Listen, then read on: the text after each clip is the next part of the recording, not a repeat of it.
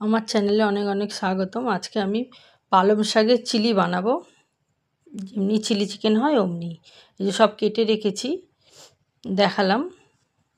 এই যে পালং শাকের মধ্যে কেটে ধুয়ে রেখেছি, একটুখানি কর্নফ্লাওয়ার দিয়ে দিলাম, নুন, লঙ্কার গুঁড়ো দিলাম, ডিম দিয়ে দিচ্ছি দুটো। যে ডিম না খাবে সেটা স্কিপ করে দেবেন, ডিম ছাড়াই বানাবেন। তো ডিম দিয়ে দিলাম, একটু আদা রসুন বাটা দিয়ে দিলাম, গোলমরিচ দিচ্ছি, গোলমরিচের গুঁড়ো। আমি ঝালটা কমই দিয়েছি, পেঁয়াজ কুচিয়ে রেখেছিলাম সেটা দিয়ে দিলাম, নুন দিলাম স্বাদ অনুযায়ী। নুনটা কম দেবেন, কেন পালং শাক একটু নুন। আমার নুন দেওয়ার পরে পালং শাকটা আগে ধুয়ে রাখিনি, একটু জল জল হয়েছে, আমি ওই জন্য আবার ময়দা দিলাম, তাও একটু ঢিলে হয়ে গেছে।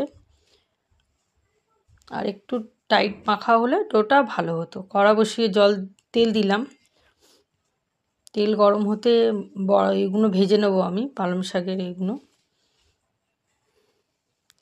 সেম যেমনি চিলি চিকেন হয় অমনি সেম পদ্ধতিতেই করব। পেঁয়াজগুলো দিয়ে দিলাম, আদা রসুন কুচিয়ে রেখেছিলাম ওইগুলো দিয়ে দিলাম, ভালো করে নেড়ে নিলাম।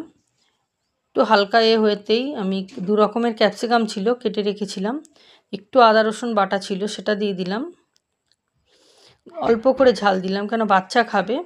একটু গোলমরিচ দিলাম, লঙ্কার গুঁড়ো আর গোলমরিচ দিয়ে দিলাম, দিয়ে ভালো করে নেড়ে নুন দিলাম, চিনি দিলাম একটু।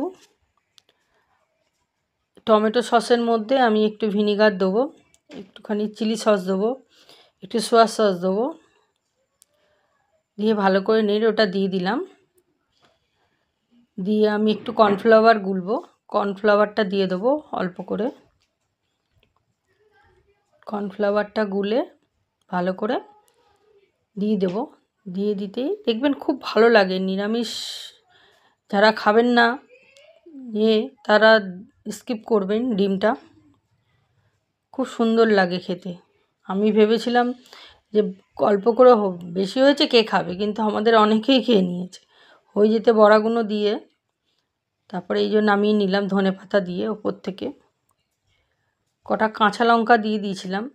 চ্যানেলে দেখার জন্য অনেক অনেক ধন্যবাদ। সাথে থাকবেন, পাশে থাকবেন।